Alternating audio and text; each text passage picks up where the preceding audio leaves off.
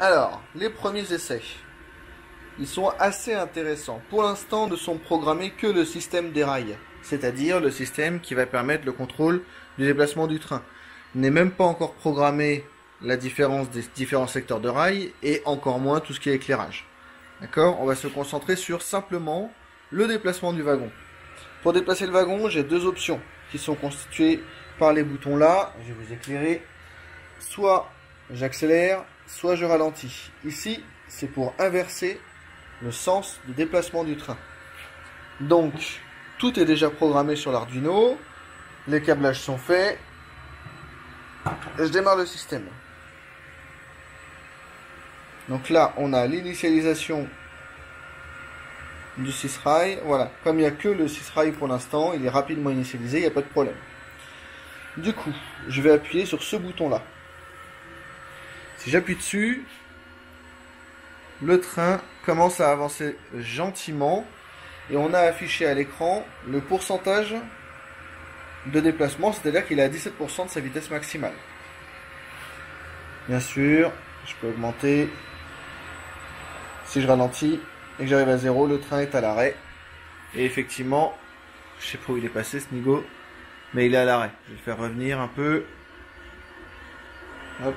Je vais faire, justement, on va le faire revenir. Donc là, je suis à 39%. J'inverse le sens de rotation. Du coup, le train va revenir en arrière. Le voilà. Et voilà. Et là, je peux le faire arrêter. Fin d'arrêt. Je le fais repartir. 23%. Il va revenir au niveau de la gare, à son point de départ. Et je l'arrête.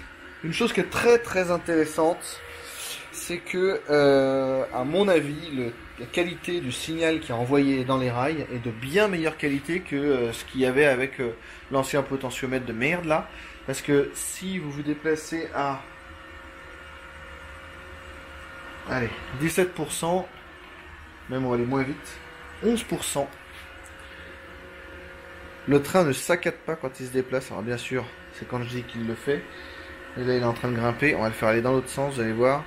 Voilà, vous allez voir, son mouvement est assez fluide.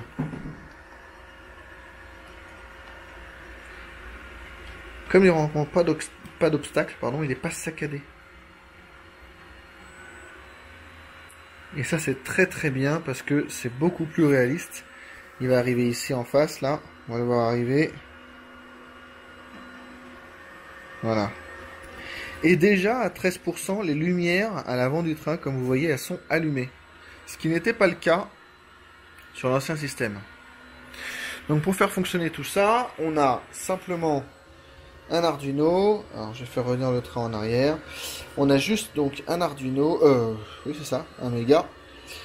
Une petite puce, c'est cette puce qui permet de contrôler en fait le signal envoyé dans les rails. Un écran d'affichage, là c'est vraiment pour le kiff parce que je voulais absolument voir s'il pouvait afficher des choses intéressantes et c'est le cas. Du coup, il sera implémenté, mais toutes ces fonctionnalités d'affichage seront implémentées tout à la fin. Et puis donc vous avez sur cette petite puce une alimentation de 12 volts qui est envoyée. Alors que lui, l'Arduino ne fonctionne que sur un 5 volts classique. Je crois que c'est du 5 volts, ouais, c'est ça. Donc voilà. Donc on a ici les éléments de commande, ici les éléments de puissance. Voilà, et on a notre train qui devrait pas tarder à arriver en gare. Bientôt en théorie. Le voilà.